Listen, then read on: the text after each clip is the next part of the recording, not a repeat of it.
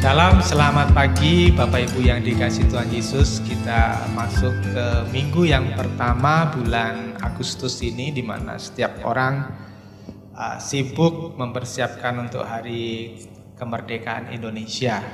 Seluruh bangsa Indonesia mempersiapkan diri untuk merayakan hari jadi Indonesia yang ke-75 tahun.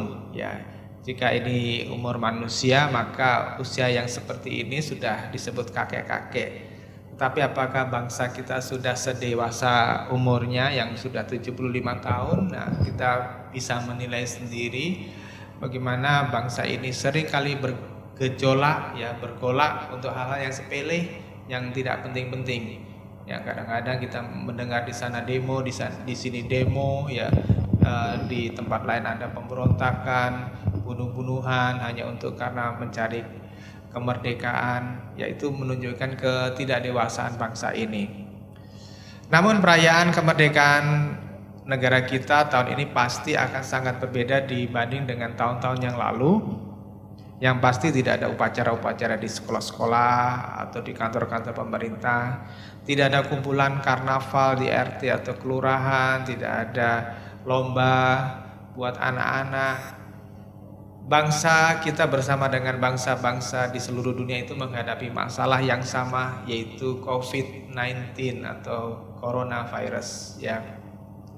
Dan virus ini tidak hanya membuat masalah di kesehatan si penderita, ya, karena ada banyak masalah yang lainnya yang mengikutinya, seperti ada banyak perawat dan dokter yang tidak bisa bertemu dengan sanak familinya, dengan keluarganya. Mereka terpisah karena para perawat dan dokter ini menyadari bahwa mereka itu membawa virus yang berbahaya dan mereka tidak mau anggota keluarganya tertular, ya, oleh virus ini yang mungkin menempel pada baju tugas mereka, ya. Ini tidak pernah terjadi sedemikian, ya, banyaknya kantor, perusahaan atau biro jasa, maskapai penerbangan, restoran, tempat wisata, ya, pada bangkrut, ya, seperti yang sekarang ini, dan terjadi PHK besar-besaran di banyak tempat. BI pada masa-masa saat ini itu memperkirakan ada deflasi, lawannya inflasi, ya, karena ada penurunan harga-harga, ya, sebesar 0,03% katanya. Itu menunjukkan bahwa kondisi ekonomi kita tertekan. Jika bangsa kita mau memperingati umur sampai 75 tahun, apalagi gereja yang sudah berumur 2000 tahun, ya, jauh lebih tua, ya.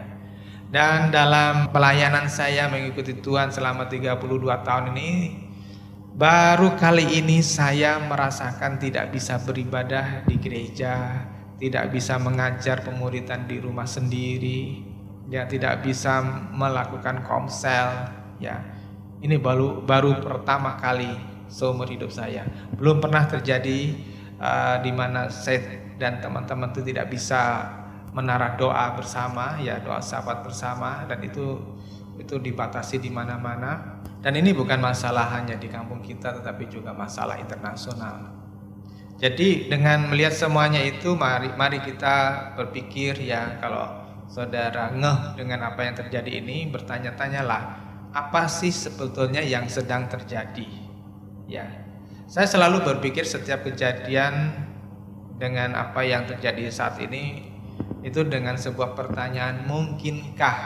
Ya, coba saudara lanjutin, mungkinkah? Karena itu untuk mempersiapkan diri, mungkinkah bahwa saya sebentar lagi akan dijemput dengan kematian?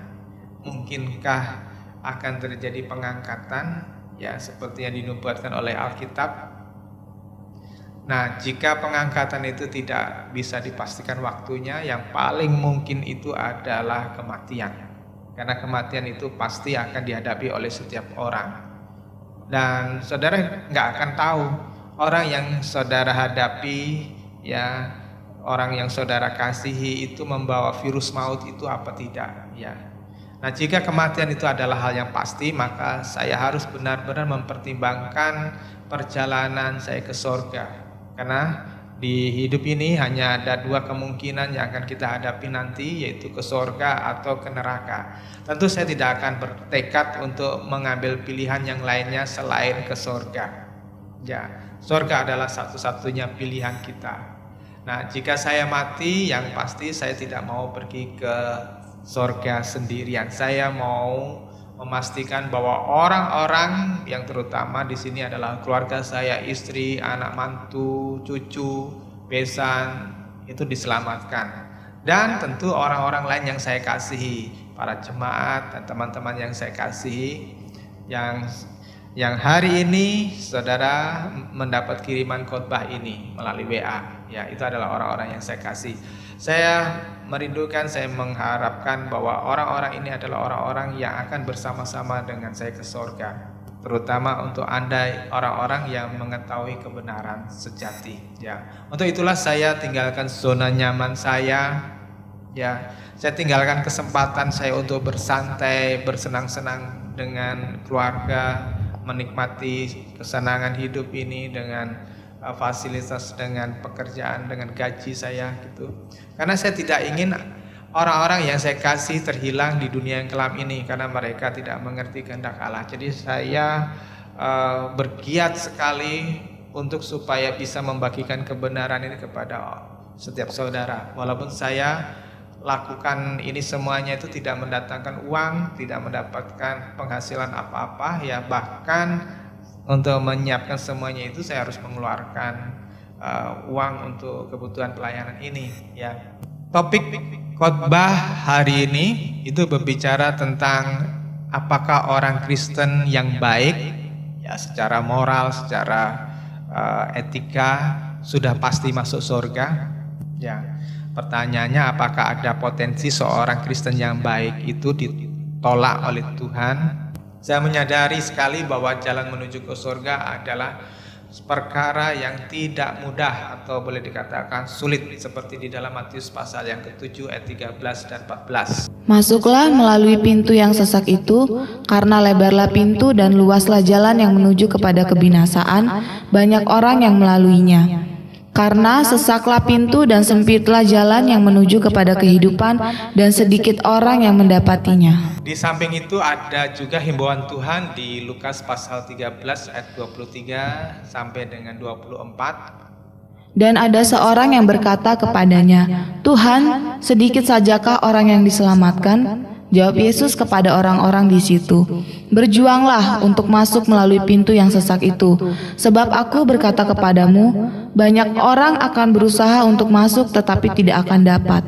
Nah, saudara, ayat 24 tadi, sebab itu aku berkata kepadamu, banyak orang akan berusaha untuk masuk ke pintu yang menuju kepada kehidupan yang kekal, pintu yang menuju kepada kerajaan surga. Dan di situ Tuhan mengatakan tetapi tidak akan dapat.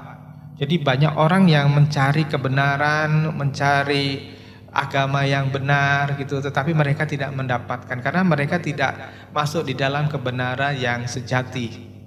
Jadi peringatan Tuhan di dalam Matius 7 ayat 13, 14 tadi, ayat 14 terutama, sesaklah pintu dan sempitlah jalan menuju kepada kehidupan dan sedikit orang yang mendapatinya.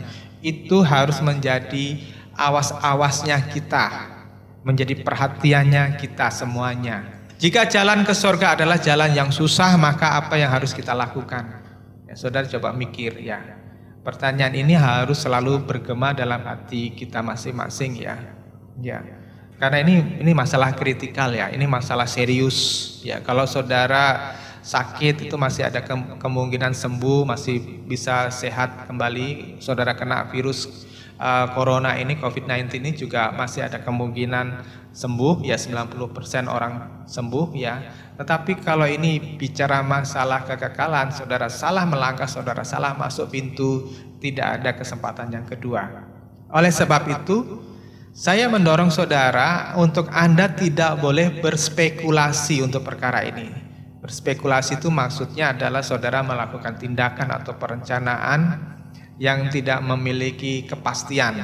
Ya, Kalau untuk urusan bisnis, oke lah, saudara bisa berspekulasi, saudara tanam modal di sini, saudara main saham di sini, ya, saudara menginvestasikan di mana, itu bisa aja saudara berspekulasi.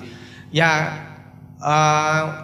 ketidakmujurannya atau sialnya ialah kalau saudara salah bisnis, saudara bangkrut. Tapi saudara tidak akan mati dengan kebangkrutan saudara. Saudara bisa memulai lagi. Kalaupun sejelek-jeleknya saudara tidak punya dana lagi untuk memulai sebuah bisnis, paling banter saudara hanya akan menjadi seorang gelandangan, dan itu saudara masih bisa hidup.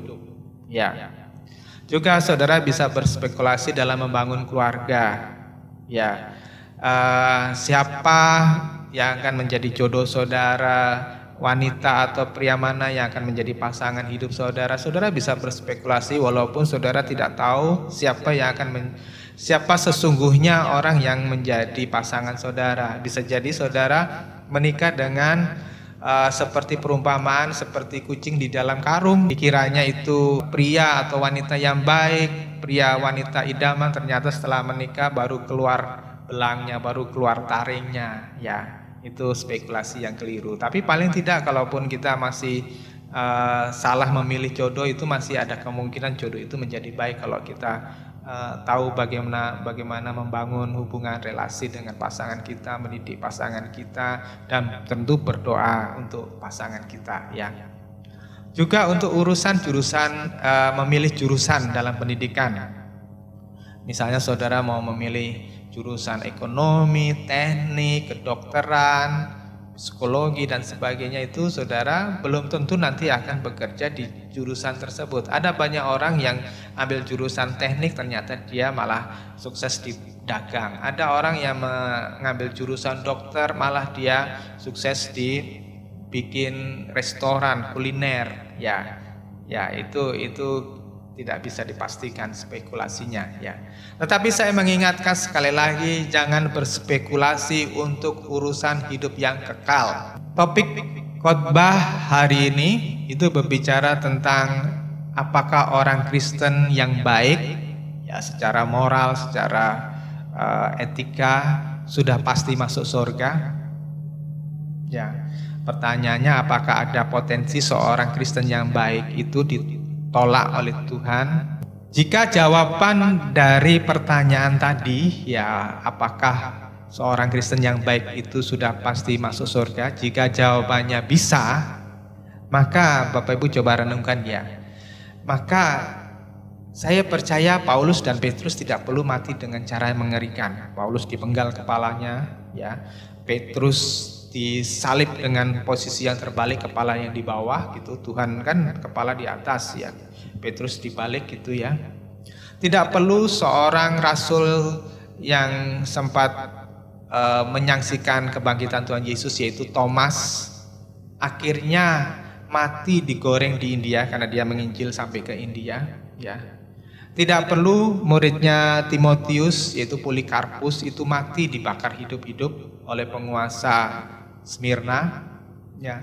Tidak perlu orang-orang Kristen pada abad mula-mula mengorbankan diri, dimakan singa, disalib dan dibakar hidup-hidup dan dirampas harta bendanya. Kalau jawabannya orang baik, orang Kristen yang baik itu bisa langsung pasti masuk ke surga. Jika dalam sejarah gereja ada pengorbanan yang luar biasa dari umat Kristen di seluruh dunia, ya, ingat loh, ya, Injil itu tidak disebarkan melalui pedang, ya, dalam awal pertumbuhan gereja, tidak melalui peperangan, ya, untuk merebut wilayah terus kemudian mengkristenkan orang-orang yang di wilayah itu. Lalu selanjutnya kemurnian Kristen ini dinodai dengan banyak perang, ya, antara lain perang salib, ya. Juga kebijaksanaan gereja pada waktu itu yang dikenal namanya inkuisisi. Di dalam sejarah inkuisisi ini ada 50 juta orang yang dibunuh atas nama gereja. Juga kolonisasi barat, terutama bangsa-bangsa Spanyol, Portugis itu dengan semboyan 3G, Gold, Glory, dan Gospel, ya. Mereka menjajah banyak daerah di dunia ini dan kemudian mengkristenisasi. Nah, itu aib dalam sejarah gereja. Tetapi Injil pertama dibawa oleh rasul-rasul sampai generasi kedua dan ketiga itu tidak melalui pedang atau melalui perang apapun. Tetapi mereka mengorbankan dirinya dengan berani, ya. Maka kita memiliki gambaran yang jelas bahwa para martir, ya, pengertian martir di dalam kekristenan awal itu berbeda dengan konsep mati syahid, ya, dari agama yang lainnya. Kalau mati syahid itu berperang, mati di medan peperangan demi agama. Tetapi kalau orang mati karena martir itu tanpa perang, tanpa mengangkat senjata, dan dengan sukarela dibunuh, dengan sukarela disiksa sampai mati, ya. Nah, orang-orang ini berani mengorbankan hidupnya tanpa perlawanan apapun karena mempercayai ada sesuatu dari yang maha tinggi, ya, suatu tuntutan yang maha tinggi dari Tuhan yang tidak bisa ditoleransi, dan ada harapan yang jelas ketika berani mengambil risiko atau tanggung jawab tersebut. Jadi kembali kepada topik kita tadi, apakah orang Kristen yang baik itu sudah pasti masuk surga? Apakah menjadi orang baik menurut pandangan umum tadi itu sudah cukup menyelamatkan kita? Saudara yang dikasihi Tuhan Yesus, dalam sejarah pelayanan saya dan hidup saya, tidak pernah saya memiliki satu kesadaran atau pengertian terhadap fakta ini, ya, bahwa masuk dalam kerajaan surga bukan perkara yang mudah, seperti Matius pasal yang ke-7 tadi dan Lukas pasal 13, ya. Setelah beberapa tahun terakhir ini saya merenungkan, ada banyak kejadian akhir-akhir ini yang mencelikkan mata saya dan menghancurkan hati saya melihat banyak orang yang saya kasih berguguran seperti daun yang gugur pada musim gugur, terutama untuk di daerah-daerah yang dingin seperti di Eropa atau di Jepang, ya. Dan itulah yang mendorong saya untuk terus bekerja dengan keras untuk membangun kesadaran Anda terhadap fakta ini. Semoga harapan saya adalah Anda menghargai kerja keras saya ini dengan mau mengubah mindset Anda, ya, dan memperhatikan cara hidup Anda sendiri apakah sudah sesuai dengan kriteria yang ditetapkan oleh Tuhan, ya. Inilah yang dikatakan oleh Tuhan di dalam Matius pasal 5 ayat 20, itu adalah sebuah syarat yang mutlak untuk masuk di dalam kerajaan yang kekal. Maka aku berkata kepadamu, jika hidup keagamaanmu tidak lebih benar dari ahli-ahli Taurat dan orang-orang Farisi, sesungguhnya kamu tidak akan masuk ke dalam kerajaan sorga. Jika hidup keagamaanmu. Nah, saudara yang dikasih Tuhan, Matius 5 ayat yang ke-20 ini ada dua frase yang saya sangat memperhatikan dan saya harap saudara juga memperhatikan. Yang pertama adalah bicara tentang hidup keagamaan untuk umat orang percaya, ya. Terus yang kedua, tidak lebih benar dari hidup keagamaan ahli Taurat dan Farisi, ya. Ini dua frase yang harus saudara perhatiin. Hidup keagamaan kita sebagai orang percaya, dan yang kedua adalah tidak lebih benar dari hidup keagamaan ahli Taurat. Ini dua frase yang harus diperhatikan dengan baik. Nah, kita lihat pertama, hidup keagamaan. Dalam bahasa aslinya berasal dari bahasa Yunani, yaitu dikaiosine.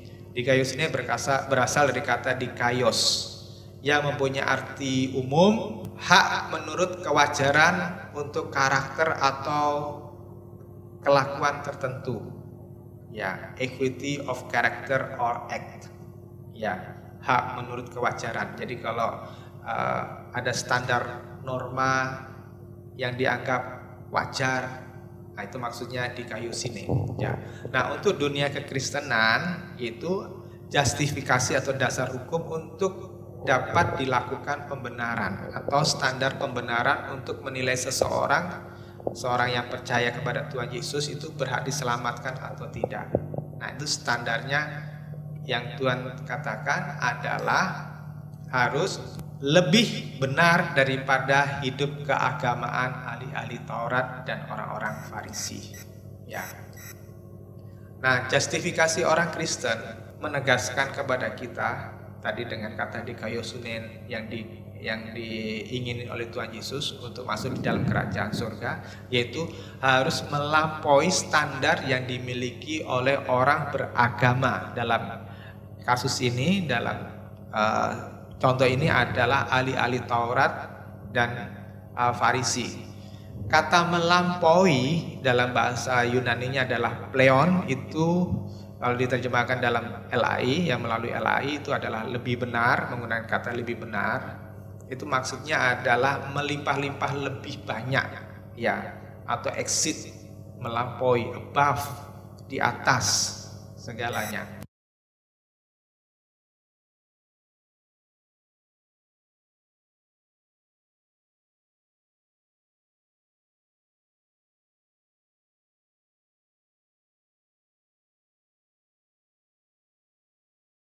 Nah, karena standar perkenanan Tuhan itu yang tadi disebutkan di Matius pasal 7 21 23, Lukas 13 ayat 23 24 itu adalah standarnya kehendak Bapa.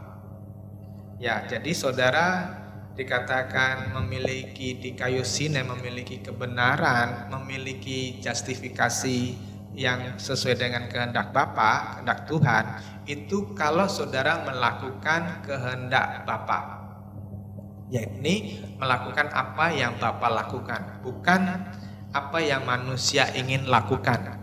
Apa yang Bapa lakukan itu tergambar dalam cara hidup Tuhan Yesus. Maka Alkitab mengatakan di dalam 1 Yohanes pasal 2 ayat 6 itu, ya, barang siapa yang mengaku percaya kepada Dia wajib hidup sama seperti Kristus hidup. Jadi khotbah ini akan berkonsentrasi tentang justifikasi yang ditentukan oleh Tuhan. Sekali lagi, karena yang ditekankan oleh Tuhan adalah harus melampaui standarnya dari orang-orang beragama pada umumnya. Ya, apa yang saya pelajari dari Alkitab, standar tinggi ini diajarkan dan ditekankan dalam tulisan-tulisan para rasul seperti Petrus, Paulus, Yakobus, dan lain-lain. Dan standar itu mendorong proses transformasi. Ya, proses transformasinya anak-anak Tuhan yang benar itu pertama adalah menerima Yesus sebagai Tuhan dan Juru Selamat. Itu untuk memberikan kita mendapat kesempatan pengadilan Allah. Ya, karena tanpa kita menerima Yesus sebagai Tuhan dan Juru Selamat, maka orang akan terjun bebas ke neraka. Terus yang kedua, mengalami pertumbuhan kedewasaan supaya dapat dijadikan alat Tuhan. Ya, 2 Timotius pasal yang ke-2 ayat 21, ya. Barang siapa menguduskan diri itu berarti mengkhususkan dirinya, ya, dari hal yang jahat, maka dia dipandang layak untuk dipakai oleh Tuhan untuk maksud yang mulia. Dan ini adalah harga mati, artinya tidak bisa ditawar-tawar. Ya, ini harga matinya dari Tuhan. Nah, saya tetap konservatif dari firman Tuhan di dalam Roma pasal yang ketiga 19-12. Jadi bagaimana? Adakah kita mempunyai kelebihan daripada orang lain? Sama sekali tidak. Sebab di atas telah kita tuduh baik orang Yahudi maupun orang Yunani bahwa mereka semua ada di bawah kuasa dosa. Seperti ada tertulis, tidak ada yang benar seorang pun tidak. Tidak ada seorang pun yang berakal budi, tidak ada seorang pun yang mencari Allah. Semua orang telah menyeleweng, mereka semua tidak berguna, tidak ada yang berbuat baik, seorang pun tidak. Di dalam Roma pasal 3 ayat 9 sampai 12 ini itu berbicara tidak ada orang yang benar. Kenapa? Karena di dalam dirinya ada sebuah naluri untuk membawa orang itu terus untuk melakukan perbuatan-perbuatan yang berlawanan dengan kehendak Allah. Ada naluri yang bertentangan dengan kekudusan Allah. Ya, ini firman Tuhan katakan itu berlaku untuk semua jenis manusia, entah warna kulitnya putih, entah warna kulitnya sawo matang, kuning atau hitam, semuanya itu membawa bibit kecenderungan untuk memberontak kepada Allah. Maka di sini dikatakan tidak ada seorang pun yang mencari Allah di dalam ayat yang ke-11 tadi. Dan ini saya konservatif sekali dalam mempercayai ini, tidak ada orang yang benar. Walaupun dalam kenyataannya saya melihat ada orang-orang yang kelihatannya baik, orang yang sederhana, orang-orang yang naif, orang-orang yang tulus, ya, di desa-desa gitu yang tidak mengenal Tuhan itu. Tetapi pada dasarnya itu orang-orang tersebut itu tidak bisa mengalami kesempurnaan yang Tuhan inginkan, ya. Beberapa orang sudah sedemikian rusak ya, jiwanya benar-benar sudah dikendalikan setan, dan orang-orang jenis ini adalah orang-orang yang tidak bisa atau sulit sekali untuk balik lagi kepada jalan yang benar. Dan saya ketemu dengan banyak orang itu, orang yang sudah terlanjur lama hidup dengan kemapanan, dengan kemewahan, membangun dirinya dengan kesombongan. Itu untuk menjadi rendah hati, untuk diatur, untuk dididik, itu sulit sekali. Orang-orang yang sudah terlalu lama hidup di dalam kepahitan, ya, kebencian, penderitaan, itu untuk menjadi orang yang lemah lembut, rendah hati, orang yang mudah mengampuni, itu sulit sekali. Dan saya ketemu dengan banyak orang-orang seperti itu, ya, sulit sekali untuk dididik. Nah, kita bisa lihat di dalam Roma pasal yang 3, 13, 18 ini adalah contoh-contoh orang yang jiwanya sudah demikian rusak. Kerongkongan mereka seperti kubur yang ternganga, lidah mereka merayu-rayu, bibir mereka mengandung bisa. Mulut mereka penuh dengan sumpah serapah, kaki mereka cepat untuk menumpahkan darah, keruntuhan dan kebinasaan mereka tinggalkan di jalan mereka, dan jalan damai tidak mereka kenal. Rasa takut kepada Allah tidak ada pada orang itu. Ya. Rasa takut kepada Allah tidak ada pada orang itu. Saudara yang dikasih Tuhan, saya banyak menampung orang ya, ada orang-orang yang saya sekolahin gitu ya. Ada dari keluarga-keluarga yang tidak punya gitu ya. Tetapi saudara, ada sesuatu yang saya kadang-kadang sangat bingung ya. Orang-orang yang kita tolong itu bisa saja melakukan sesuatu hal yang tidak terpuji di dalam rumah saya, melakukan hal-hal yang jelek ya, antara lain mencuri. Ya, saya beberapa kali kehilangan baik uang, jam tangan, dan sebagian dari orang-orang yang tinggal di dalam rumah saya, orang yang kita tolong. Ini sesuatu yang luar biasa ya bagi saya itu. Karena apa? Saya melihat orang-orang jenis ini, anak-anak jenis ini ataupun orang-orang dewasa seperti ini, itu jiwanya sudah benar-benar dirusak dan dikendalikan oleh setan. Nah, kecenderungan manusia adalah ada keinginan yang menyeretnya melawan Allah dengan hidup yang duniawi, seperti di Filipi pasal 3 ayat 18 dan 19. Karena seperti yang telah kerap kali kukatakan kepadamu, dan yang kunyatakan pula sekarang sambil menangis, banyak orang yang hidup sebagai seteru salib Kristus. Kesudahan mereka ialah kebinasaan.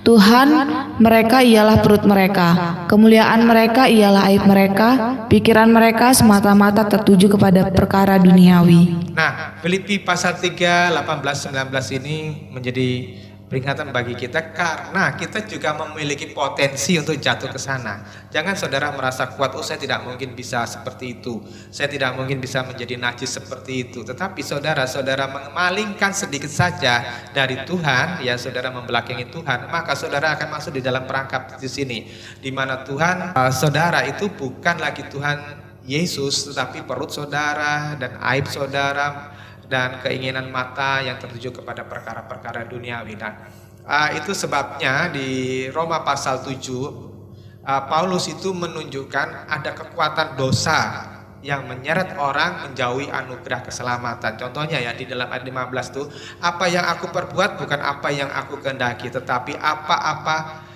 yang aku benci itulah yang aku perbuat. 17, kalau demikian bukan aku lagi yang membuatnya, tetapi dosa yang ada di dalam diriku.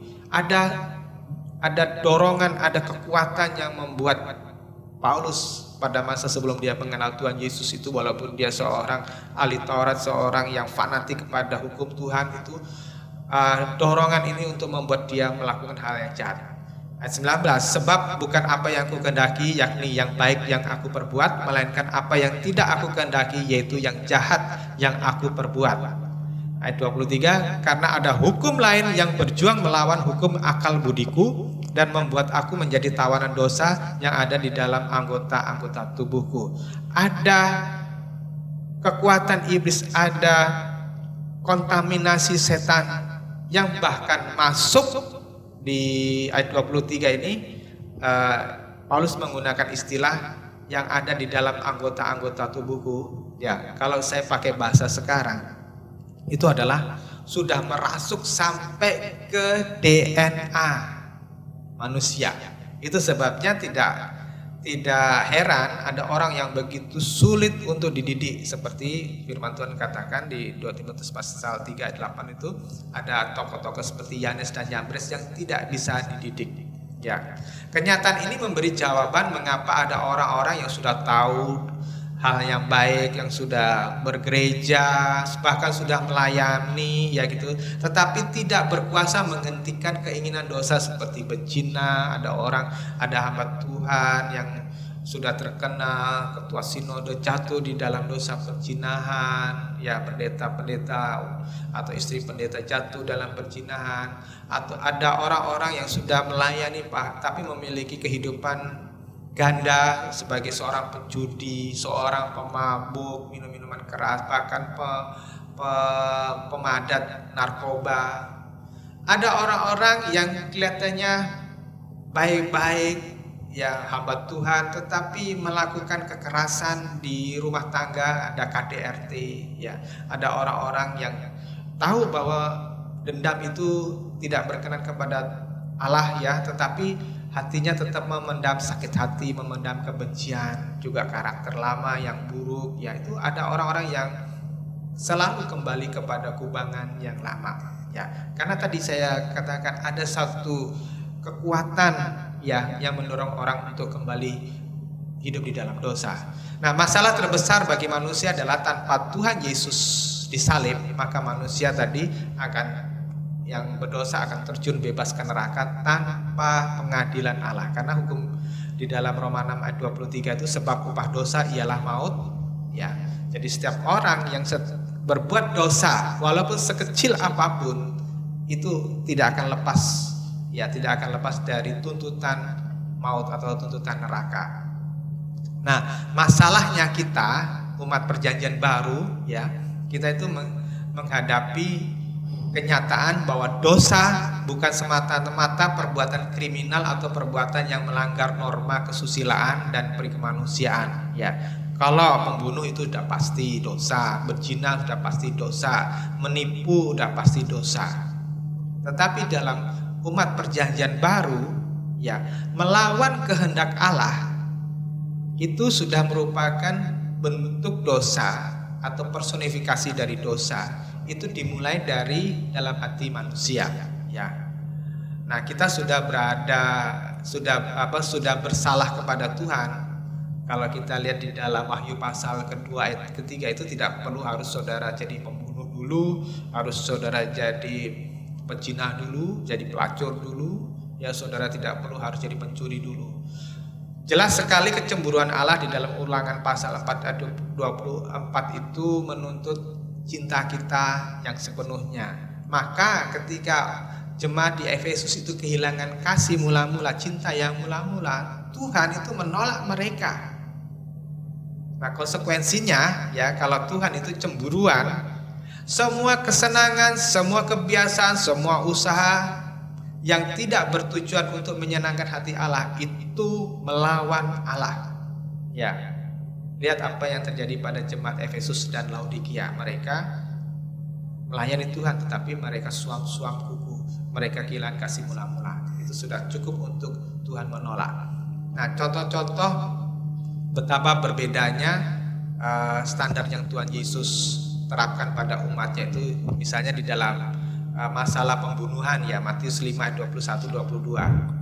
Kamu telah mendengar yang difirmankan kepada nenek moyang kita, jangan membunuh. Siapa yang membunuh harus dihukum. Tetapi aku berkata kepadamu, setiap orang yang marah terhadap saudaranya harus dihukum. Siapa yang berkata kepada saudaranya kafir harus dihadapkan ke mahkamah agama, dan siapa yang berkata jahil harus diserahkan ke dalam neraka yang menyala-nyala. Jadi pembunuhan itu bukan semata-mata ketika seseorang menusuk orang lain sampai mati atau menembak orang lain sampai mati, ya. Tapi pembunuhan itu terjadi sejak dalam hati melalui kebencian, melalui dendam. Ya, itu beda sekali kan dengan hukum Taurat. Terus yang kedua, prinsip utang piutang, Matius pasal 5 ayat 26. Aku berkata kepadamu, sesungguhnya engkau tidak akan keluar dari sana sebelum engkau membayar hutangmu sampai lunas. Sekalipun kita miskin, ya, kita kekurangan, tetapi itu tidak berarti bahwa kita sebagai orang Kristen itu boleh berbohong kepada orang, boleh menipu orang, dan tidak bertanggung jawab terhadap hutang piutang. Ya, walaupun yang diutangi oleh kita itu adalah konglomerat yang misalnya kita utang 1 juta, 2 juta itu bagi dia itu hanya recehan aja, yang karena nilai kekayaannya sampai triliunan ya, dan tidak pusing dengan kita tidak membayar hutang. Tetapi kalau kita tidak sanggup membayar hutang, itu tetap menjadi tanggungan kita ya. Nah, bagaimana jalan keluar kalau Bapak Ibu Saudara tidak bisa mengembalikan pinjaman tadi? Ya kita ngomong, kita jujur kepada yang bersangkutan, ya kita katakan kita belum bisa membayar hutang, kita sampaikan dengan kerendahan hati ya. Kalau umpamanya kita memang tidak mampu, sudah terprosok benar gitu ya, tidak mampu membayar, ya kita ngomong apa adanya, saya belum mampu membayar, tapi jangan melupakan ya. Terus juga prinsip tentang perzinahan. Kamu telah mendengar firman jangan berzinah. Tetapi aku berkata kepadamu, setiap orang yang memandang perempuan serta menginginkannya sudah berzina dengan dia di dalam hatinya. Bagi orang-orang barat ya, bagi orang-orang di luar itu yang memegang hak asasi manusia ya, menghargai hak asasi manusia, dan mereka berpikir mereka boleh bebas melakukan apa saja yang penting tidak mengganggu orang lain, termasuk di dalam hal ini itu adalah masalah pornografi dan masalah hubungan seksual yang di luar nikah ya. Nah, bagi orang-orang barat seperti itu tidak masalah, tidak bersalah, tidak merupakan masalah pidana yang membawa menyeret mereka ke ranah hukum ya. Tetapi bagi Tuhan, ketika seseorang berpikiran hal-hal yang najis, berpikiran hal-hal yang cabul karena melihat satu gambar atau satu film yang tidak serono ya, tidak senonoh ya, maka itu sudah masuk di dalam koridornya perzinahan. Nah, saudara yang dikasih Tuhan, saudara nggak bisa mempunyai alasan apapun ya, membiarkan mata saudara, mata jasmani saudara itu melihat tayangan-tayangan yang tidak baik. Jadi jelaslah bahwa keselamatan dan jalan ke surga itu bukan jalan murahan, bukan jalan yang gampang ya.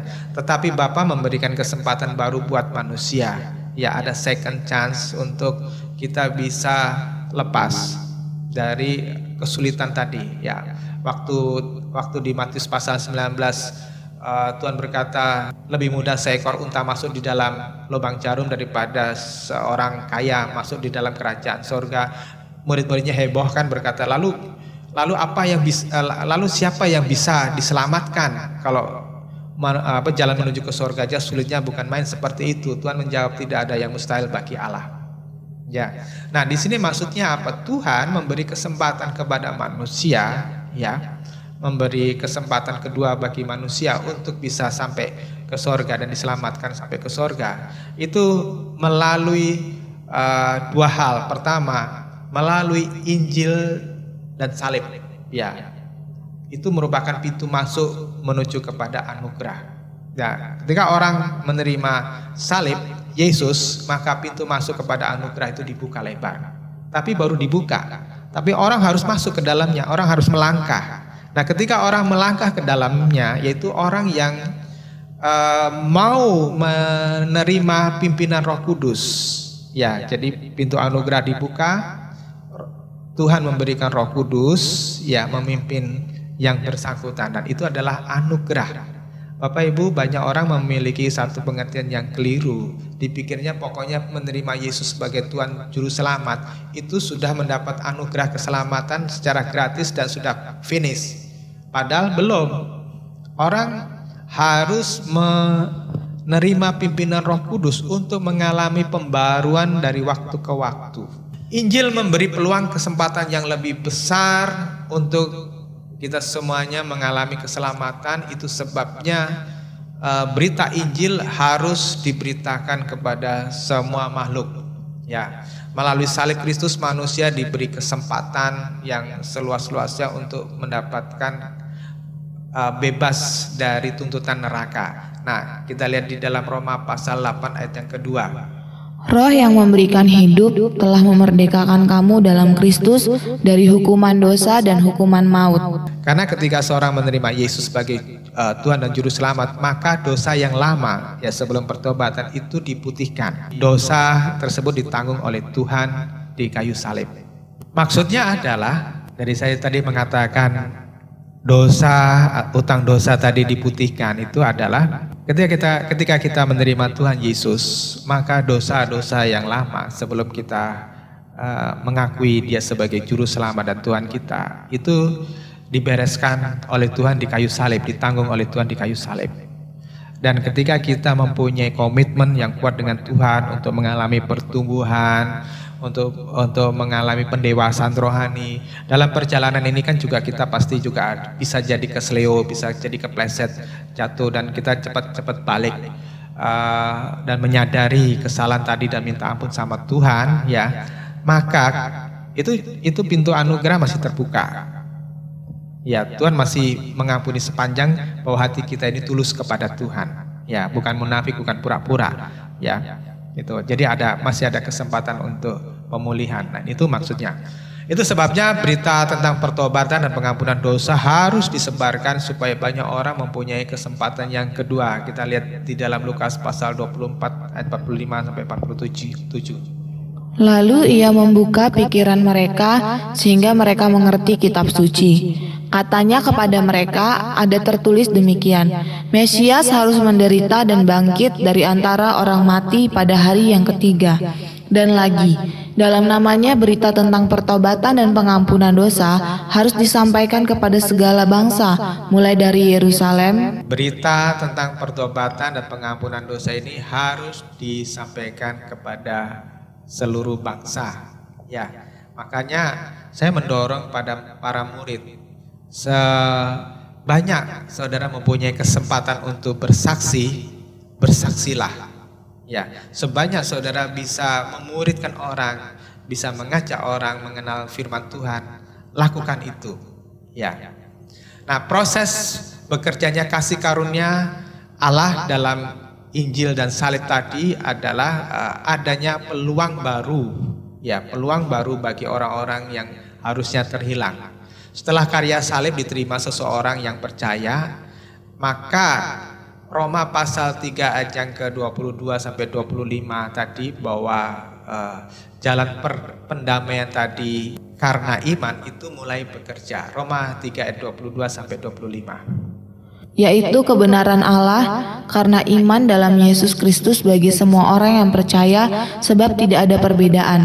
Karena semua orang telah berbuat dosa dan telah kehilangan kemuliaan Allah, dan oleh kasih karunia telah dibenarkan dengan cuma-cuma karena penebusan dalam Kristus Yesus. Kristus Yesus telah ditentukan Allah menjadi jalan pendamaian karena iman dalam darahnya. Hal ini dibuatnya untuk menunjukkan keadilannya, karena ia telah membiarkan dosa-dosa yang telah terjadi dahulu pada masa kesabarannya. Kristus Yesus telah ditentukan Allah menjadi jalan pendamaian karena iman. Ya, karena kita percaya kepada Tuhan, ya, maka di situ darah Yesus yang bekerja untuk membereskan dosa-dosa lama itu.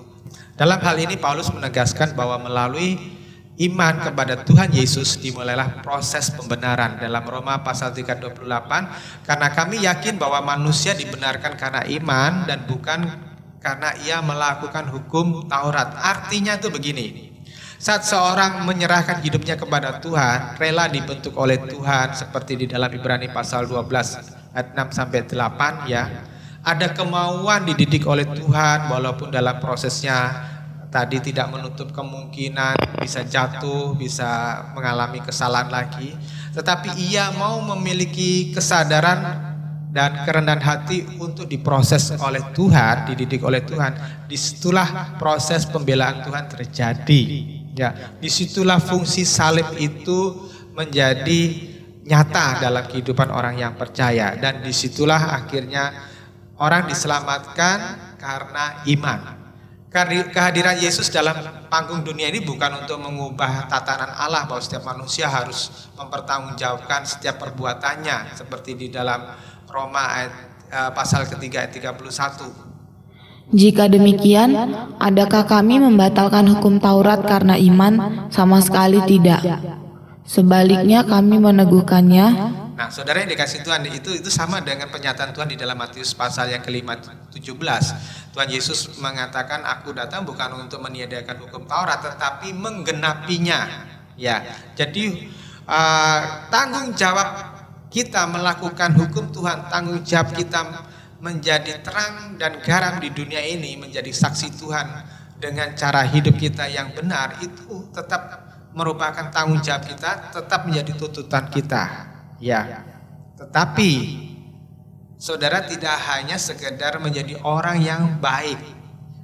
Tuhan katakan di Matius 5:17 tadi, aku datang untuk menggenapinya. Menggenapinya dari apa? Menggenapinya bahwa saudara itu diberi Roh Kudus untuk dituntun oleh Roh Kudus, sehingga saudara bisa menjadi seseorang yang lebih daripada sekedar pelaksana hukum. Ya. Peluang baru tersebut dapat berjalan sebagaimana mestinya jika seorang percaya masuk di dalam kriteria atau standarnya Tuhan dan memberi respon atau tanggapan yang positif. Ya. Tadi dikatakan bahwa kita dibenarkan karena iman. Nah, pertanyaannya adalah iman yang seperti apa yang dapat diterima oleh Tuhan untuk membenarkan seorang pendosa. Tentu bukan iman sekedar percaya kepada Yesus sebagai Tuhan dan Juru Selamat, ya, tetapi iman yang diwujudkan dengan penundukan diri kepada kehendak Tuhan. Maka di dalam Matius pasal 16:24 atau Lukas pasal 14 ayat 44 itu mengajarkan bagaimana menjadi seorang murid Yesus itu harus mau, pertama, menyangkal diri, 2, memikul salib, 3, melepaskan segala sesuatu demi Tuhan. Ya, kita menyangkal diri, menyangkali apa yang menjadi kesenangan kita, menjadi hobi kita, menjadi karakter kita, yang jika itu semuanya membuat kita jauh dari Tuhan. Itu harus berani disangkali diri. Memikul salib itu berbicara tanggung jawab apa yang diberikan oleh Tuhan, tanggung jawab melayani Tuhan, tanggung jawab untuk menjadi saksi Tuhan. Melepaskan segala sesuatu demi Tuhan itu berbicara tentang berani memberikan hak kenyamanan hidup ini untuk kepentingan Tuhan semata-mata. Maka iman yang seperti apa yang dikehendaki Tuhan, kita bisa belajar dari iman Abraham, karena Abraham ini menjadi role model, menjadi contoh, menjadi sebuah teladan, ya, bagi orang Kristen. Ya, Roma pasal 4 ayat 16. Karena itulah kebenaran berdasarkan iman supaya merupakan kasih karunia, sehingga janji itu berlaku bagi semua keturunan Abraham, bukan hanya bagi mereka yang hidup dari hukum Taurat, tetapi juga bagi mereka yang hidup dari iman Abraham. Sebab Abraham adalah bapa kita semua. Ya, bagi mereka yang hidup dari iman Abraham. Iman Abraham itu adalah iman penundukan diri, iman ketaatan kepada firman Tuhan. Dia disuruh menyembelih Ishak anaknya, dia melakukan. Dia diberi janji bahwa Sarah anaknya akan melahirkan seorang anak, walaupun Sarah sudah mati haid, walaupun Sarah sudah jadi nenek-nenek, sudah tua sekali dan nggak mungkin bisa melahirkan. Tetapi Abraham terus mempertahankan keyakinan itu, mempertahankan kepercayaan kepada Tuhan.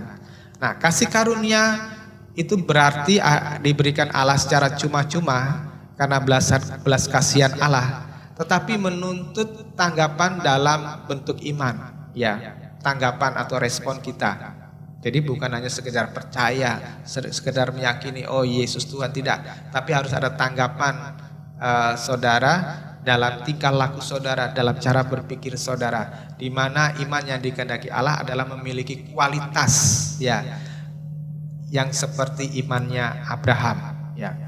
Namun anugerah keselamatan itu bukan berarti kemudian orang yang sudah mendapat kesempatan kedua tadi itu berarti boleh berlaku sembarangan atau sembrono terhadap hukum Allah. Kita lihat di dalam Roma pasal ke-6 ayat 11 sampai 16. Demikianlah hendaknya kamu memandangnya, bahwa kamu telah mati bagi dosa, tetapi kamu hidup bagi Allah dalam Kristus Yesus.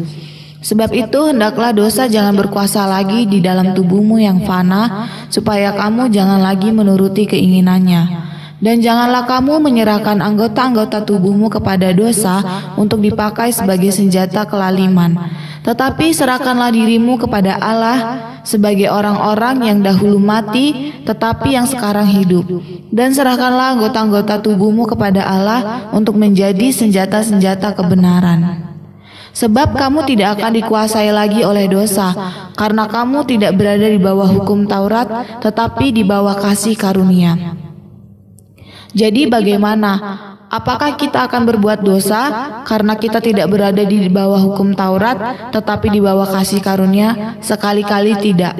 Apakah kamu tidak tahu bahwa apabila kamu menyerahkan dirimu kepada seseorang sebagai hamba untuk mentaatinya, kamu adalah hamba orang itu yang harus kamu taati, baik dalam dosa yang memimpin kamu kepada kematian maupun dalam ketaatan yang memimpin kamu kepada kebenaran.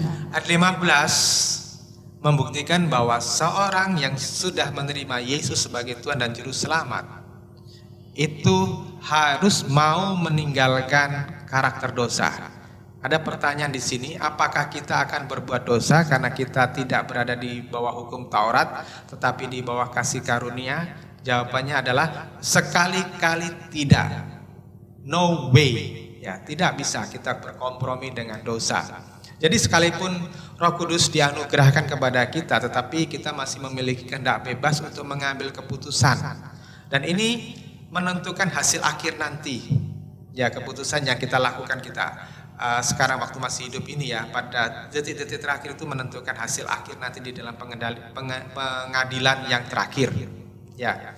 Oleh sebab itu orang percaya harus mau bekerja sama dengan Roh Kudus, karena pimpinan Roh Kudus yang tidak mempunyai batasan jangkauan, yang tidak dapat dimiliki oleh hukum Taurat, ini akan berdampak membuat revolusi, transformasi dalam diri seseorang, dalam kita cara memandang dunia ini.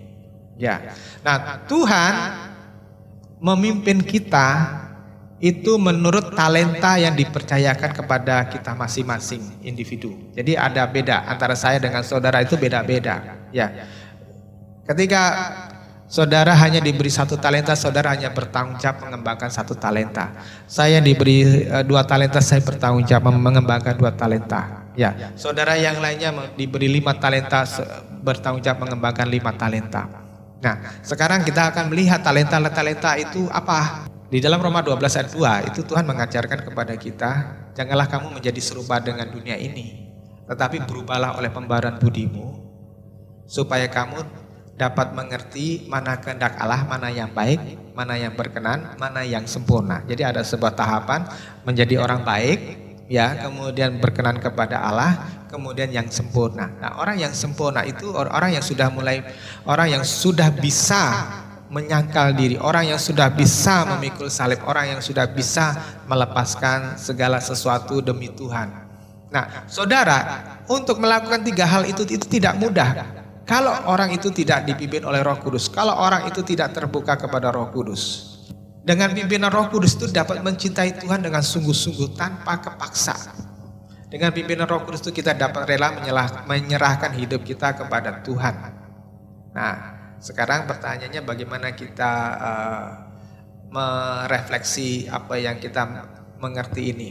Ya, saya percaya bahwa kualitas yang diinginkan oleh Tuhan itu sangat ketat dan sangat tinggi. Ya, contohnya ya di dalam Matius pasal 25 itu ada 4 contoh. Ya, yang pertama tentang 5 gadis yang bodoh itu ditolak oleh Tuhan ketika pintu pesta itu ditutup, ya. Karena si 5 gadis bodoh tadi itu tidak mempersiapkan minyak, sehingga dia tergopoh-gopoh mencari minyak untuk bisa tetap pelitanya itu menyala. Tapi ketika dia tiba di tempat pesta itu sudah tertutup. Itu berbicara kepada orang yang tidak mempersiapkan dirinya dari sejak muda, dari sejak awal mengikuti Tuhan, tetapi menggampangki atau menganggap remeh, ya sembrono saja. Gitu. Ini orang-orang Kristen yang sembrono, yang menunda-nunda untuk mengalami perubahan. Juga berbicara tentang 3 jenis hamba yang diberikan talenta, ya. Ada 1 hamba yang menguburkan talentanya. Di sini berbicara tentang hamba yang suka iri.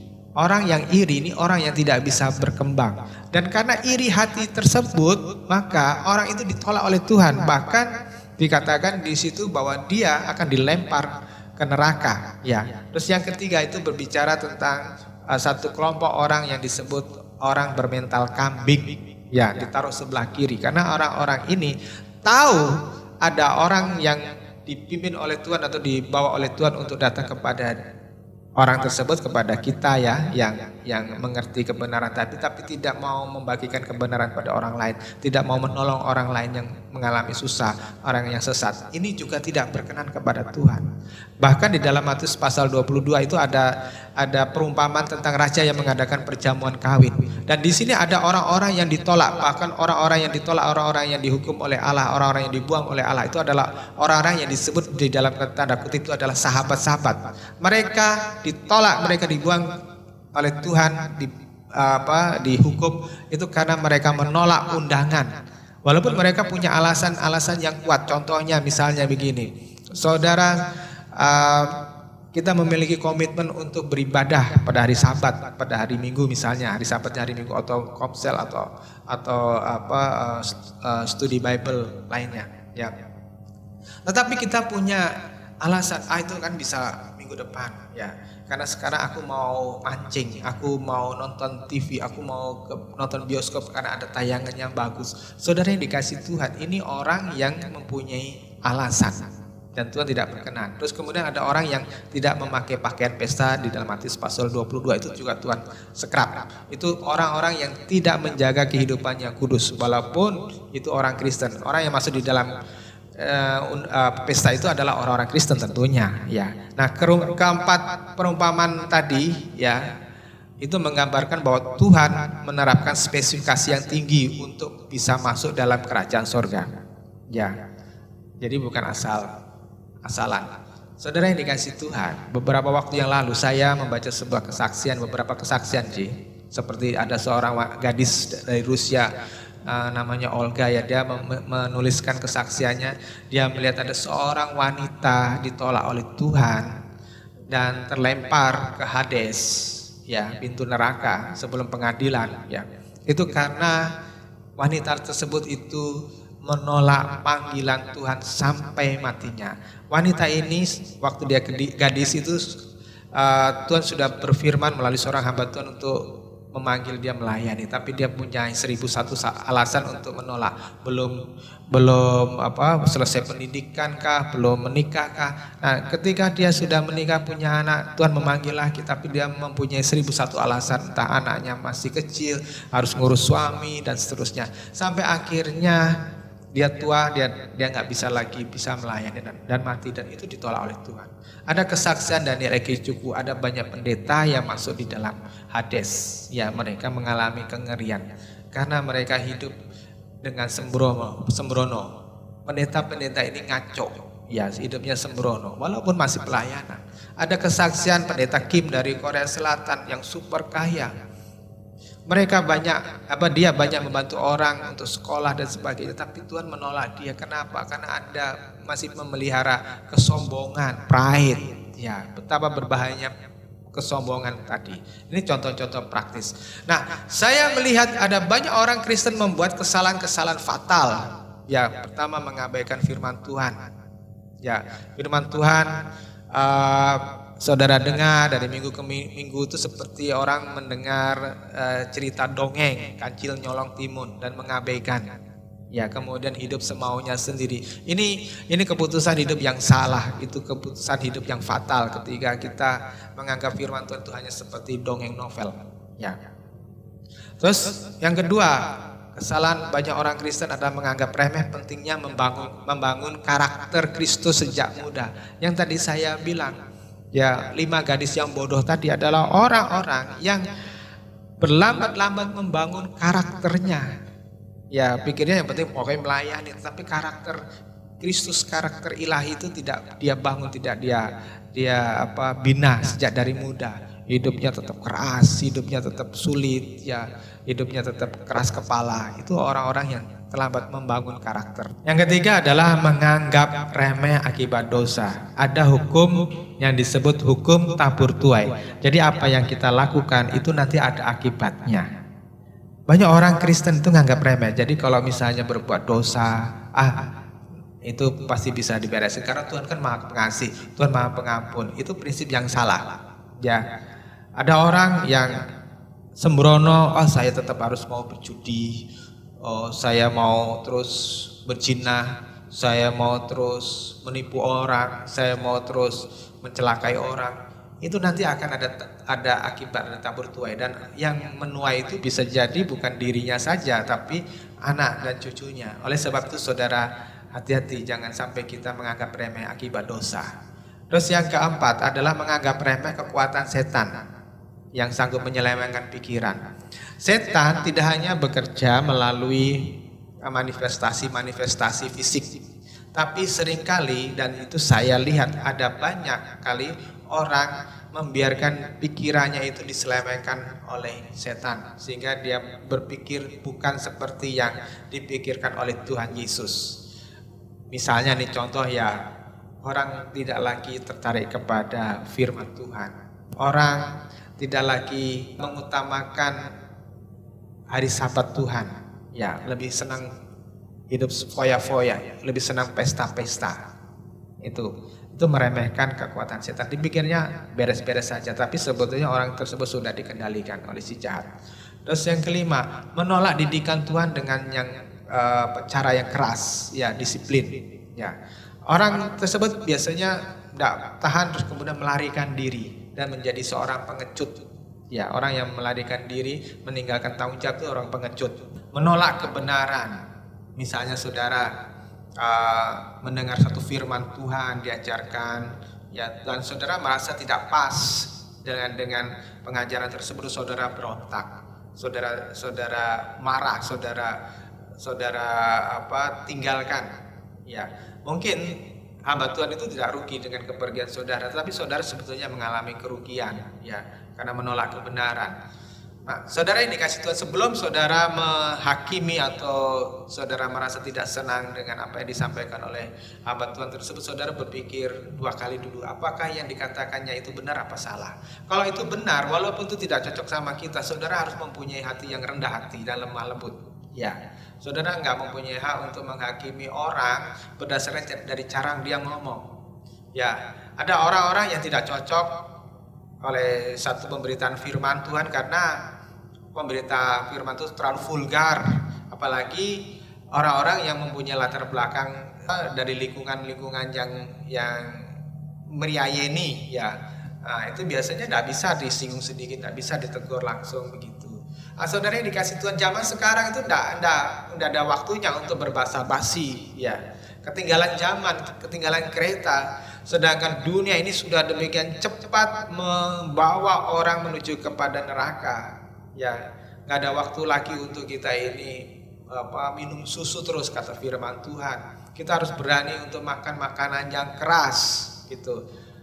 Yang penting adalah inti kebenaran itu yang disampaikan itu apa yang mau berbicara kepada saudara. Jadi jika Anda mau dipimpin oleh Roh Kudus, Anda harus belajar peka terhadap suara Tuhan. Ya, penuh pertimbangan apa yang harus dipilih dan apa yang harus diputuskan. Ini bicara tentang hal yang luas. Dengan siapa kita misalnya mau belajar firman Tuhan, ya, dengan si A atau si B kah, pendeta A, pendeta B kah, pengajar A, pengajar B kah, gitu ya. Jadi saudara harus pertimbangan baik-baik, ya. Roh Kudus itu akan memimpin engkau, ya, anak-anak muda itu bertemu dengan siapa yang akan menjadi jodohmu, menjadi pasangan. Nggak asal ganteng, nggak asal cantik, ya. Roh Kudus akan berbicara, oh ini nggak cocok, ya. Nah, itu engkau harus belajar untuk patuh, ya.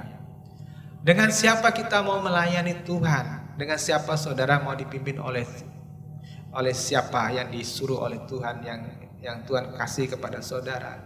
Belajar menundukkan diri, belajar setia melaksanakan visi Tuhan, gitu. Kalau kita terbiasa hanya semaunya sendiri, menurut kata hati sendiri, kita nggak akan pernah lulus pada level yang sudah ditentukan oleh Tuhan. Dan akibatnya saudara menolak Roh Kudus. Pada suatu saat ketika orang menolak Roh Kudus terus, Roh Kudus akan diam, akan dibiarkan semaunya gue. Waktu saudara mendapatkan kekayaan, ya, pertama mungkin saudara masih sembrono menggunakan uang untuk membeli atau berbelanja atau untuk melakukan segala sesuatu hanya dasarnya pokoknya yang penting senang. Oh, saudara punya duit, saudara bisa beli mobil, saudara bisa beli pakaian semaunya sendiri, ya. Tetapi dalam perjalanan hidup saudara harus mulai naik.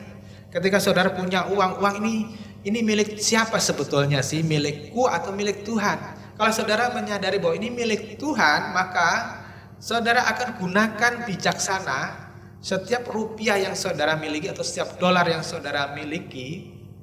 Apakah pemakaiannya ini untuk kepentingan Tuhan atau hanya untuk diri sendiri? Kalau sudah hanya berbicara untuk diri sendiri, orang sudah pada level tertentu yang dipimpin Roh Kudus itu sudah tidak tertarik lagi. Karena yang ada dalam pikirannya adalah bagaimana uang ini dimanfaatkan untuk kepentingan Tuhan, bukan hanya sekedar untuk mewah-mewahan saja. Saudara boleh punya jam, ya, saudara bisa beli jam yang harganya 1 juta, tapi saudara juga bisa beli jam yang harganya 100 juta. Tapi menurut saya harganya 1 juta dengan 100 juta detiknya pun sama, ya, lama detiknya juga sama, ya. Nah, kalau saudara beli 100 juta untuk apa? Untuk gaya-gaya, supaya saudara bisa tunjukin, ini loh jam saya ada permatanya, ada emasnya, begitu ya. Kalau itu hanya yang jadi tolok ukur saudara binasa nanti, ya. Terus juga bagaimana kita mengelola uang, mengelola waktu yang kita pakai, apakah kita masih pakai dengan suka-suka kita. Nah, mestinya kalau kita menyadari kepemimpinan Roh Kudus, kita gunakan waktu kita itu untuk menyenangkan Tuhan, ya. Misalnya begini, saudara punya waktu untuk bersama-sama dengan teman-teman, kongko-kongko lah gitu ya. Tapi kongko-kongkonya orang yang tidak mengenal Tuhan dengan orang yang mengenal Tuhan itu akan beda. Kongko-kongkonya kita yang mengenal Tuhan itu akan dipakai membicarakan pekerjaan Tuhan, membicarakan tentang kerajaan Allah, membicarakan firman Tuhan, dan bahkan kongko-kongkonya itu akan berujung kepada misalnya doa syafaat. Tapi kalau orang yang tidak mengenal Tuhan, saudara duduk-duduk dan ngobrol itu pasti ngalor ngidul, dan akhirnya bercanda-bercanda yang cabul, terus bisa berakhir dengan berantem, perkelahian, dan kata-kata yang kasar atau bahkan mabuk-mabukan, begitu ya. Jika demikian, Anda akan peka ketika Tuhan menghendaki Anda mengkhususkan waktu untuk misalnya berdoa, ya, berdoa syafaat. Karena doa syafaat itu adalah jalan dan jembatan untuk Tuhan mengerjakan rencananya. Ya, tanpa doa syafaat maka jalan ini masih buntu. Maka Tuhan ingatkan, ratakan jalan. Ya. Ada waktu untuk menyembah Tuhan. Ada waktu untuk belajar firman Tuhan. Kenapa kita belajar firman Tuhan? Karena kita mau mengenal Tuhan. Ada banyak buku-buku rohani ditulis yang bagus-bagus, ya. Ada juga yang jelek sih, ada juga yang menyesatkan. Tapi yang bagus itu perlu untuk saudara baca, ya. Tapi orang zaman now ini udah kesukaan kepada membaca kebenaran, membaca firman Tuhan itu sudah sangat menurun, ya. Lebih suka orang tuh nonton YouTube, terus lihat di Google, Google yang cari informasi dan berita-berita lainnya, fashion gitu, lebih suka itu ya daripada belajar firman Tuhan gitu. Nah, mengapa perlu belajar firman Tuhan? Ya, karena dari situlah Tuhan memuridkan Anda dan Roh Kudus mengajari Anda. Dalam Yohanes pasal 14 ayat 26 Tuhan Yesus berkata, tetapi penghibur yaitu Roh Kudus yang akan diutus oleh Bapa dalam namaku, dialah yang akan mengajarkan segala sesuatu kepadamu dan akan mengingatkan kamu akan semua yang telah kukatakan kepadamu. Jadi Roh Kudus itu akan mengingatkan kita kepada setiap firman. Itu pentingnya saudara harus belajar logos, firman Tuhan yang tertulis tadi. Pada suatu saat, pada suatu case, ya, kejadian, Roh Kudus akan mengingatkan, misalnya saudara disakiti, terus kemudian Tuhan ingatkan, jangan membalas kejahatan dengan kejahatan. Lantas saudara diingatkan, ampuni musuhmu. Saudara, mungkin saudara mempunyai jabatan sebagai pejabat tinggi negara. Ada orang-orang yang menawarkan untuk memberi sokongan supaya menjalankan proyek-proyeknya, supaya saudara meluluskan proyeknya. saudara tahu bahwa hal itu tidak benar, Roh Kudus mengingatkan, ya, jangan ambil yang bukan hakmu, jangan mengingini apa yang bukan hakmu, saudara berkata, enggak. Nah, saudara yang dikasih Tuhan, Roh Kudus itu bekerja dalam hati kita, ya, melalui hati nurani. Jadi kalau saudara bergaul erat dengan Roh Kudus melalui firman Tuhan, melalui kehidupan doa saudara secara pribadi, melalui penyembahan pribadi saudara, maka Roh Kudus itu akan kuat sekali suaranya dalam hati kita. Nah, nasihat Tuhan, jangan menjauhkan diri dari pertemuan-pertemuan ibadah seperti yang dibiasakan oleh beberapa orang, yaitu di dalam Ibrani pasal 10 ayat 25 itu, saudara akan ingat-ingat baik, ya, ketika mungkin saudara ada rasa jenuh, rasa malas untuk pergi beribadah, saudara lawan, ini bukan dari Tuhan, ini dari setan, aku harus berangkat, begitu, ya. Nah, orang yang tidak suka bersekutu, orang yang tidak suka beribadah, saya punya keyakinan dan punya pengalaman orang-orang yang seperti itu pasti punya kelainan jiwa. Ya. Karena ketika orang sudah menerima Tuhan Yesus, ketika orang sudah menerima Tuhan Yesus sebagai Tuhan dan Juru Selamat dan mendapat Roh Kudus, ya, mestinya ada suara Roh Kudus yang bergema dalam hatinya. Jadi kalau ada orang tidak suka bersekutu, ada orang yang menjauhkan diri dari ibadah, ada orang yang meninggalkan pelayanan, ya, saya mempunyai keyakinan bahwa orang itu pasti punya kelainan jiwa. Dalam banyak kasus pelepasan yang saya layani, ya, orang-orang yang diikat setan itu mempunyai ciri-ciri demikian. Ini ciri-ciri menonjol yang saya amatin, ya. Ya, satu, dia tidak suka beribadah, ya, dia pasti semaunya sendiri. Dua, kalaupun dia datang beribadah di tengah ibadah, itu biasanya pikirannya tidak bisa menangkap firman Tuhan dan sulit fokus. Itu terbukti dengan beberapa orang yang saya layani pelepasan itu mengaku walaupun di gereja itu dengar firman Tuhan itu nggak nyanda, nggak mudeng. Ada orang yang terlibat dalam perzinahan, ketika saya tanya, apa kamu nggak punya rasa takut firman Tuhan? Ya, ketika saya mengatakan bahwa ada hukuman, ada neraka, kekekalan begitu, dia bilang saya waktu dengar firman itu nggak ngerti. Saya mendengar firman Tuhan itu kosong dan tidak menyadari ada resiko, ada bahaya, ada kengerian di sana. Ya. Terus yang ketiga, cirinya adalah suka melawan firman Tuhan, suka melawan ajaran yang sehat, yang benar. Ini orang-orang yang dilayani pelepasan. Ada yang ketika kita doakan tuh manifestasinya mengerikan dan sangat menjijikkan. Ada yang biasa-biasa saja. Tapi saudara yang dikasih Tuhan, kalau saudara punya kecenderungan melawan firman Tuhan, ada sesuatu yang gak beres dalam jiwa saudara, ya. Jadi apa yang Anda yakini, ya, itu saudara harus uji. Sebab bisa saja saat ini Anda tersesat dengan apa yang Anda yakini. Nah, malangnya Tuhan tuh berkata di dalam Matius 18:7, ya, celakalah dunia dengan segala penyesatannya. Memang penyesatan harus ada, tetapi celakalah orang yang mengadakannya. Jadi saya berdoa dan saya mendorong saudara, jangan sesat, ya, jangan keraskan hatimu, ya, jangan biarkan kesombongan mengendalikan hidupmu, ya, segera Anda berubah. Hal-hal tersebut memang kadang-kadang sulit terdeteksi, ya, sulit untuk dikenali, ya, bahkan oleh diri sendiri, kecuali saudara itu mau peka pada suara Roh Kudus, ya. Nanti semuanya itu akan terbukti. Apa yang saya omongin ini akan terbukti di dalam Ibrani pasal 9:27 itu, ya, tentang penghakiman terakhir itu nanti akan terbukti, akan dibongkar semuanya.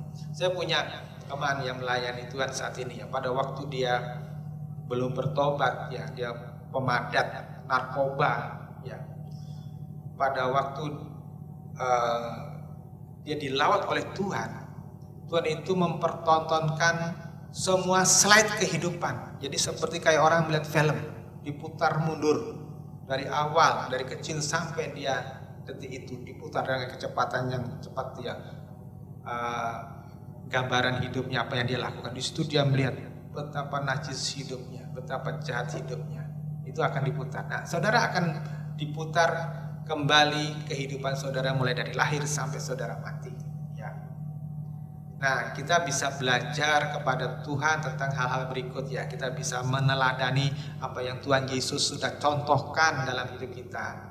Supaya kita ini benar-benar unggul melampaui orang-orang beragama pada umumnya. Satu ya, Tuhan itu menomorsatukan kepentingan Bapa sampai dia berkata di dalam Yohanes pasal 4 ayat 34, makananku adalah melakukan kehendak Bapa dan menyelesaikan pekerjaannya. Tuhan Yesus itu bisa punya potensi senang-senang rekreasi di tepi danau Galilea. Ya, mandi, berenang gitu, senang-senang bersama dengan gadis-gadis Israel bisa, karena dia manusia, dia memiliki kesenangan manusia, keterbatasan manusia seperti yang saya bagikan kemarin. Tapi dia tidak mau melakukannya. Dia lebih memilih menomorsatukan kepentingan Bapa melebihi kesenangannya ya. Juga kita bisa meneladani Tuhan dalam hal berbagi hidup dengan orang lain ya. Peduli sama orang. Di dalam Matius pasal 9 kita melihat pernyataan Tuhan, begitu besar belas kasihan Tuhan kepada orang-orang yang tidak tergembalakan, orang-orang yang punya masalah, orang-orang yang terhilang. Itu ada belas kasihan. Dia tidak hanya sekedar hidup bersama dengan keluarganya, tapi dia merekrut murid-murid yang lainnya untuk dididik. Ya, walaupun murid-muridnya ini ya sampai 3,5 tahun itu belum beres-beres. Bahkan ketika dia ditangkap di kayu salib, bubar semuanya, melarikan diri. Ya, menjadi pengecut-pengecut semuanya. Bahkan ada yang menjadi pengkhianat. Nah, saudara yang dikasih Tuhan, saya ketemu dengan banyak orang menjadi pengkhianat dan menjadi pengecut gitu. Nah, saya berharap orang yang mendengarkan firman Tuhan pada hari ini bukan orang-orang yang menjadi pengkhianat dan pengecut, tetapi orang yang memiliki komitmen yang kuat, kepada Tuhan. Ya, apapun keadaannya tidak tinggalkan Tuhan. Dan ketika kita bisa belajar dari Tuhan adalah melepaskan hak. Ya. Dan ini perlu pengorbanan, keberanian untuk berkorban. Melepaskan hak. Tuhan Yesus melepaskan hak untuk tidak disalib, melepaskan hak untuk hidup senang-senang. Bahkan Yesus berkatakan, jikalau mungkin cawan ini berlalu daripadaku, tapi kehendakmu saja yang jadi. Ya. Melepaskan hak untuk tidak sakit. Ya. Nah, saudara belajar untuk berkorban. Pada waktu saudara harus memperhatikan orang lain, ya, membesuk, saudara menghibur orang lain, itu merampas zona nyaman saudara, ya, itu melepaskan hak. Jadi kembali kepada dikaiosune tadi, adalah sebuah standar atau justifikasi yang ditentukan oleh Tuhan, itu harus melebihi daripada standarnya orang beragama pada umumnya. Pastikan bahwa Anda benar-benar memenuhi standar tadi, disenangi Bapa. Ya, kita harus berjuang untuk menjadi sama seperti Kristus. Jika Anda menginginkan masa depan yang penuh harapan, masa depan kekekalan, dengan nasihat saya, mestinya Anda tidak membuang-buang waktu ya ketika saudara saat ini mendengar firman Tuhan. Saudara harus mengalami diperbarui hati saudara, harus tergugah hati saudara dan mengambil suatu komitmen, Tuhan, aku mau melangkah. Jangan berdiri di tempat, jangan berjalan di tempat, tapi saudara harus melangkah, ya, mengalami perubahan, transformasi, metamorfosis, ya, mengalami perubahan. Manusia lama harus saudara segera tinggalkan dan saudara berjuang untuk menuju kepada kesempurnaan. Anda harus menginginkan dengan kuat mengalami perubahan ini, ya. Jangan jadi hanya sekedar wacana, jangan hanya itu pengajaran dari Pak Adi atau dari hamba Tuhan yang lainnya.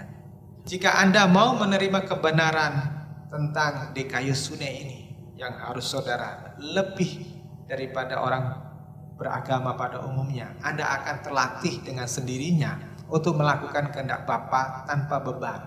Ya, saya dulu orang yang takut dengan miskin. Ya, karena kehidupan keluarga saya cukup mapan, ya, dari keluarga menengah lah saya, gitu, cukup mapan, ada banyak fasilitas yang saya dapatkan gitu. Tapi ketika saya terima Yesus, Saya lepaskan semua mobil, deposito semua saya kembalikan kepada orang tua saya. Dan saya mengambil sebuah resiko dan dengan kesadaran penuh bahwa saya bisa jadi gelandangan pada waktu itu, bisa menjadi orang miskin, dan saya tidak peduli karena bagi saya yang penting adalah Tuhan Yesus. Demikian juga sekarang ketika saya sudah pada penghujung kehidupan saya ini, ya, pada saat-saat terakhir seperti ini, sudah saya lalui setengah abad dan saya tinggal menunggu waktu.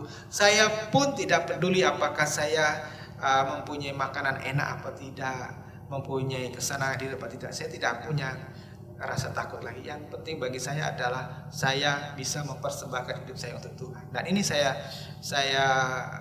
tularkan kepada saudara supaya saudara melakukan hal yang sama. Tuhan Yesus memberkati.